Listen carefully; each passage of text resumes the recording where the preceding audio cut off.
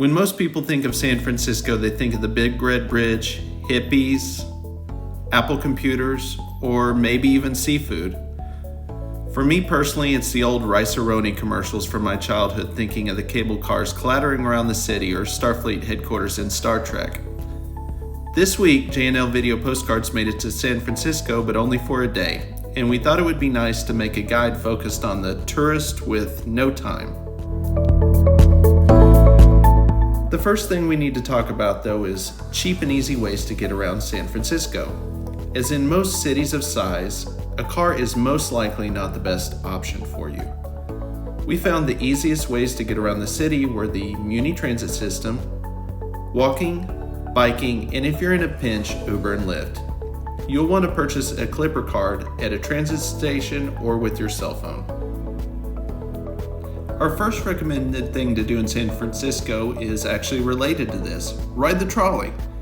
The cost is $8 for a single ride ticket, and you won't want to miss the experience. There are 3 different lines, and most San Franciscans will tell you to ride the Powell Hyde line as the most fulfilling experience, and us here at JnL agree. On this route, you'll have views of Alcatraz Island, Coit Tower, and most of San Francisco Bay.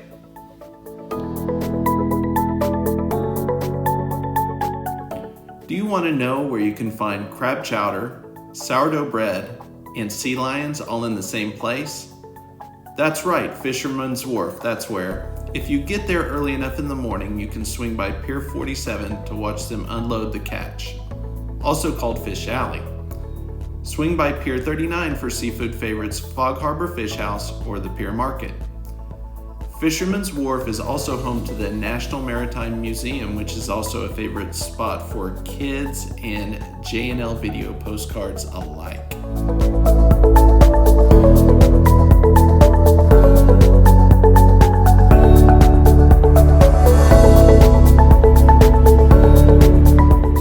If you only have a day, do not miss a visit to San Francisco's Coit Tower. Coit Tower is a 210-foot tower in the Telegraph Hill neighborhood. The tower was built in the Art Deco style between 1932 and 1933 at the bequest of Little Hitchcock Coit, who was a lifetime firefighter enthusiast. The tower is dedicated to the firemen who lost their lives in San Francisco's 5 major fires. The interior of the tower is painted as part of the Public Works of Art project, a New Deal era program. This is worth visiting by itself. For $10, you can travel to the top of Coit Tower, getting a 360-degree view of all of San Francisco. From the tower, all of the major San Francisco landmarks can be seen, as well as downtown San Fran.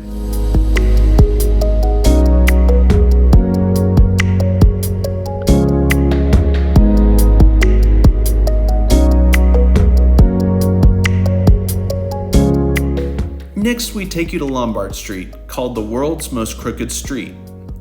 This street features 8 hairpin turns in what totals to be around 600 feet of road. Over a whopping 1 million cars a year drive down this crooked street. Lombard Street was created in 1922 when the homeowners on the 1000 block of Lombards decided that the street was too steep, so they added the turns to help negotiate the path for their carriages. The street wasn't even popularized until the late 1950s and wasn't featured on its first postcard until 1961. You have the options of driving, walking, or even renting a go-kart to drive down this amazing stretch of road.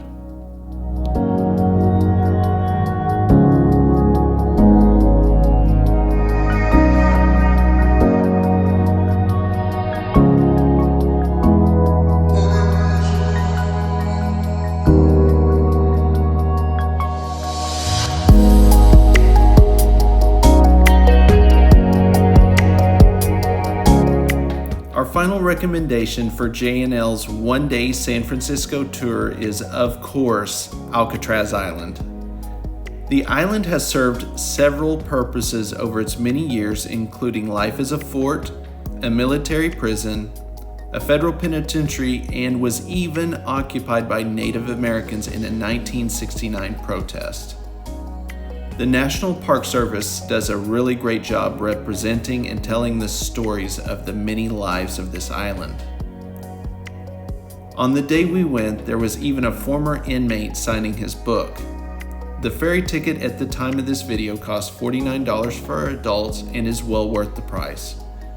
You can roam the island as long as you wish, and we encourage you to get the free audio tour, which is narrated by a former guard and former inmates.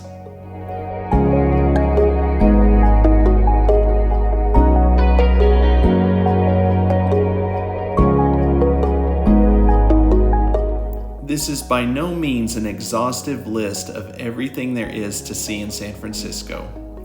Also, we are quite aware that this includes all the quote-unquote touristy spots.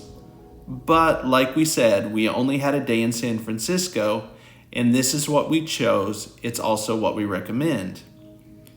If you have other great spots to see in San Francisco, please include them in the comments below.